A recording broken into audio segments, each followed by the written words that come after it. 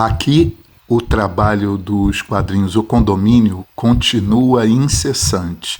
E como todo brasileiro médio, não digo dos abonados, a gente tem que administrar criatividade, saúde, contas a pagar, dia a dia. E a arte, ela tem que surgir no meio disso tudo, como uma flor no lodo, para eu ser mais simbólico e poético. Essas páginas que eu estou fazendo agora, estamos em final de fevereiro, começo de março.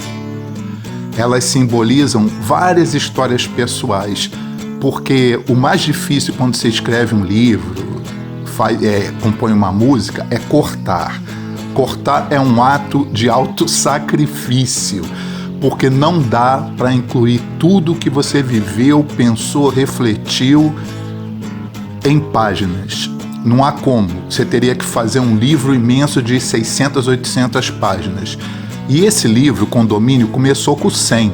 Quando foi iniciada a campanha, eu coloquei lá no texto 100 páginas. Só que eu já passei de 100 páginas que não dá. Então hoje eu estou trabalhando com a meta de 130 a 150. 150 é meu limite. Eu realmente não vou passar.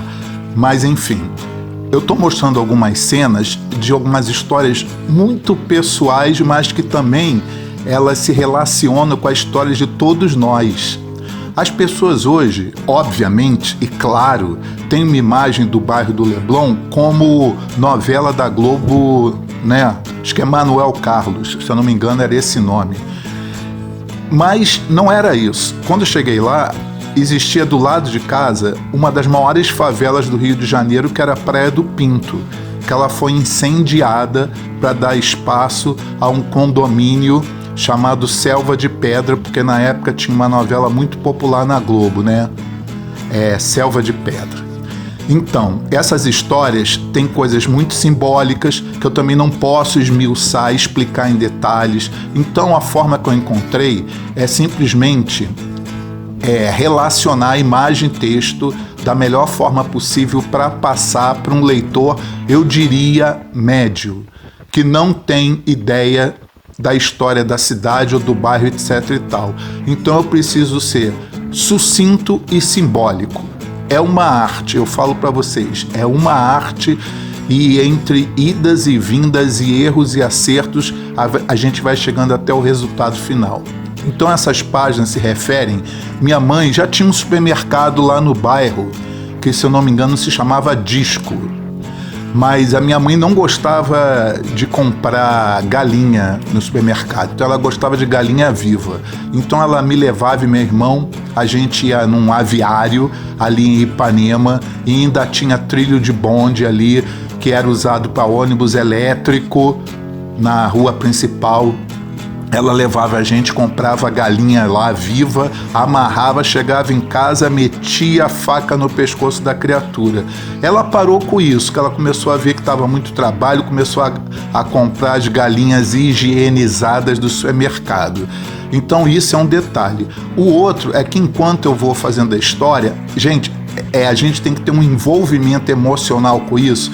Não é uma meta, vamos dizer, objetiva, é uma meta emocional, que você tem que transmutar muitas alegrias e dores em imagens e cenas.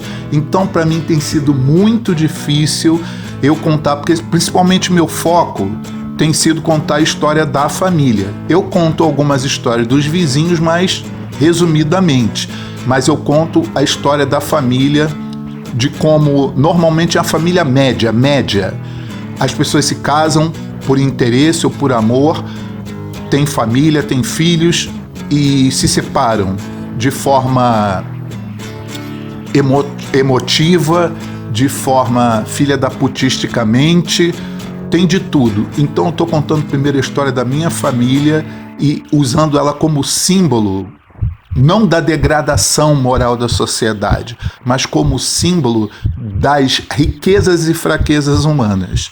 Então eu só queria partilhar com vocês o quanto tem sido difícil também eu ter que lembrar do meu pai, da minha mãe, dos meus avós, do meu irmão, hoje todos falecidos, desencarnados. Então eu tô numa jornada emocional, artística muito profunda.